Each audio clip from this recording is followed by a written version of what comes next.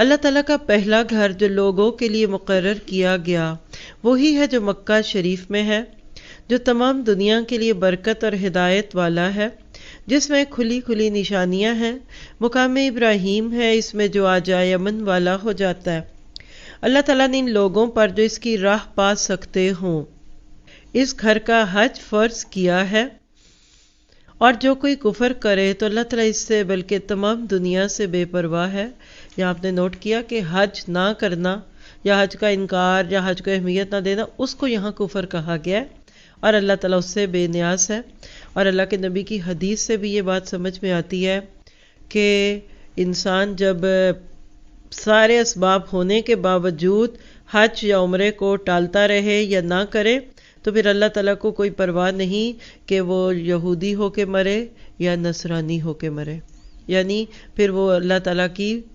Protection سے نکل گیا۔ آج ہم سب اس بات پہ بہت شور مچاتے ہیں کہ دنیا میں یہ ہو گیا، وہ خانہ کعبہ پہ پابندی ہے، جی سن میں بن گئے، تو بات یاد رکھیے گا کہ لن تنالوا البر حتی تنفقوا مما تحبون۔ اللہ سبحانہ تعالیٰ کا ایک تقاضا ہے ہر ایک سے، اور امت مسلمہ سے تو ہونا بھی چاہیے، کیونکہ تم ہی تو وہ گروہ ہو، تم ہی تو وہ امت ہو کہ جس کو اللہ تعالیٰ نے دنیا میں دوسروں کی ہدایت کے لیے بھی بھیجا تھا۔ لیکن جب مسلمان اپنی پسند کی چیزوں کو اپنی ذات تک،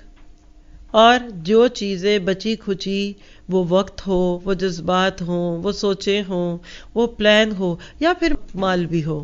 اور اولاد خاص طور پہ، جب اس کو باقی سب چیزوں میں دنیا کے لیے رکھے اور اللہ کے لیے ایک ٹوٹکا کہ چلو جی 4 بچوں میں سے ایک کو حافظ بنا دیں تاکہ ہماری بھی کو بخشش کا سامان ہو جائے، تو اللہ تعالیٰ کو یہ بات بالکل پسند نہیں آتی۔ آج امت مسلمہ کا ایک بہت بڑا مسئلہ کیا ہے کہ ہم اپنی من پسند چیزیں اللہ کے ہاں نہیں دیتے، جس میں سب سے پہلے ہماری اولادیں ہیں، پھر اس میں ہمارے مال ہیں، باقی ایسٹس ہیں۔